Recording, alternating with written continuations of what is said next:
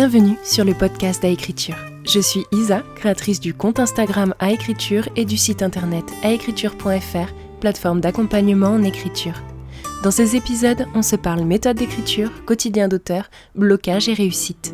Mon but ? Vous rassurer, vous donner mes tips et vous booster à finir votre roman. Alors, si comme moi, vous êtes passionné d'écriture, installez-vous et on est parti. Hello ! Bienvenue dans ce nouvel épisode de podcast. J'espère que vous allez bien, que vous êtes confortablement installés et que vous êtes content de me retrouver.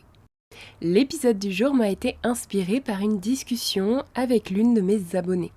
On se parlait de nos projets de romans, des appréhensions qu'elle pouvait avoir quant à la relecture, la soumission en maison, etc.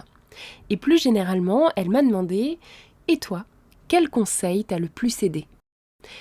Et je vous avoue qu'en fait, je n'en avais aucun à lui donner réellement.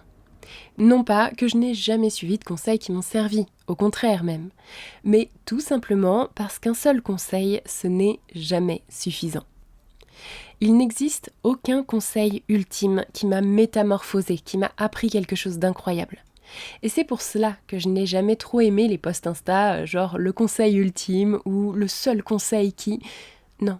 Parce qu'il n'y a jamais qu'un seul conseil. Il y en a une ribambelle qu'il faut suivre et surtout adapter à soi. Parce qu'un conseil, ça ne se suit pas aveuglément pour que ça marche. Chacun est différent et un conseil peut être une bénédiction ou une catastrophe selon la personne qui l'applique. Alors oui, bien sûr, je pourrais en choisir quelques-uns pour marketer un truc bien défini, vous faire croire que j'ai la solution miracle qui vous fera pondre un roman en 2 mois sans plus aucune difficulté. Oui, sincèrement, ça me rendrait la vie beaucoup plus facile pour obtenir des coachés, gagner ma vie et faire partie des entrepreneurs à succès. Malheureusement, ou plutôt heureusement, même si j'ai des factures à payer et que j'ai quand même besoin de manger, je ne fais pas ça dans ce but-là. Ça ne me correspond tout simplement pas. Vous savez, je fais partie des gens minutieux qui bug sur une phrase parce qu'un mot manque de nuance, parce que ça ne m'évoque vraiment pas la même chose qu'à mon interlocuteur, alors je reste dessus 10 ans pour être sûre qu'on se comprenne. Ça a le don d'agacer mon copain, mais je ne peux pas m'en empêcher. Donc rien que pour ça, je ne peux pas vous dire n'importe quoi. Mon cerveau lui-même m'en empêche. À chaque fois qu'un conseil me vient, il y a aussi son contraire qui rapplique, au cas où la personne ne fonctionne pas comme moi. Tout est ambivalent. Un conseil a toujours 2 approches. Il y a toujours une nuance, une autre façon de voir les choses qui fait tout capoter. Par exemple, citons Stephen King, qui a pour précepte d'écrire tous les jours. Les auteurs à succès qui écrivent chaque jour que Dieu fait sont nombreux. Mais ceux qui n'écrivent pas tous les jours sont tout aussi nombreux.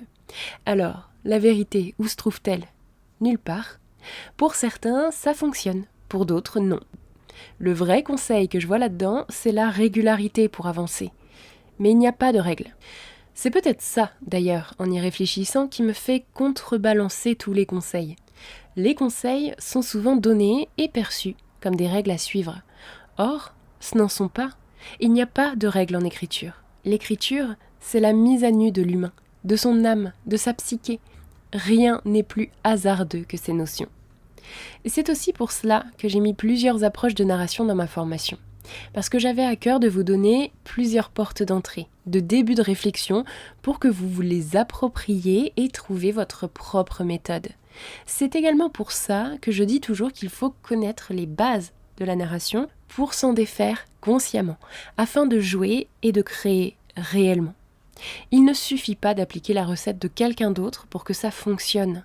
Faire exactement comme les autres n'a jamais mené nulle part, à part là où il n'y avait déjà plus de place pour nous. Mais bon, je ne vais pas non plus vous faire le coup du « je ne vous donne pas de conseils, il faut que vous les trouviez par vous-même ». Non, ça n'avance à rien non plus. Donc voici, pour moi, les 5 conseils qui m'ont le plus aidé dans mon écriture. Premièrement, commencer en ayant des points clés de l'histoire en tête et surtout ma raison d'écrire. Ça me permet de toujours savoir où je vais, d'avoir une structure de récit qui tient la route, de ne pas désespérer et de ne pas me perdre dans ce que je veux écrire.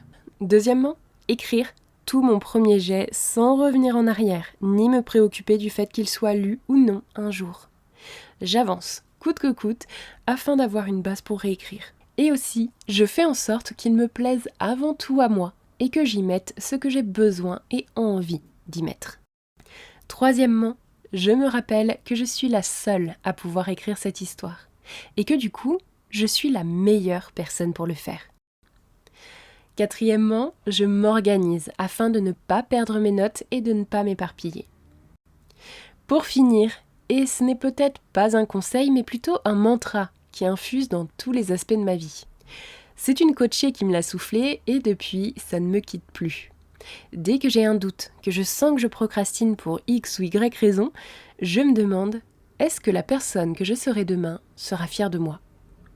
Ainsi, je prends du recul, j'agis pour demain, pour me rendre fière, et je vois ce que cela m'apportera. Voilà. Encore une fois, ce sont des conseils, des guidelines qui sont aujourd'hui structurantes pour mon écriture, mais qui m'appartiennent à moi. Vous pouvez les suivre, les adopter, les adapter, vous en affranchir, libre à vous. Vous savez, j'ai envie de voir de réelles transformations chez vous, que vous appreniez à vous connaître et à agir en conséquence. Moi, il m'a fallu presque 10 ans pour me sentir bien dans mon écriture, pour me détacher de certaines peurs qui me grignotaient de l'intérieur et m'empêchaient d'avancer. J'ai réussi en me formant, en tentant et en me trompant. En écriture, il ne faut pas avoir peur de se tromper, vraiment. Ça fait partie du processus et c'est important pour un jour se trouver en tant qu'auteur, mais aussi pour grandir en tant que personne. Voilà, c'est tout pour moi. Si vous êtes toujours avec moi, je vous remercie de m'avoir écouté. J'espère que cet épisode, plus court que d'habitude, vous aura plu. Comme toujours, je vous invite à vous abonner si ce n'est pas déjà fait et à laisser une note sur votre application d'écoute préférée. C'est important pour faire connaître le podcast. Sur ce, on se retrouve mercredi pour un prochain épisode.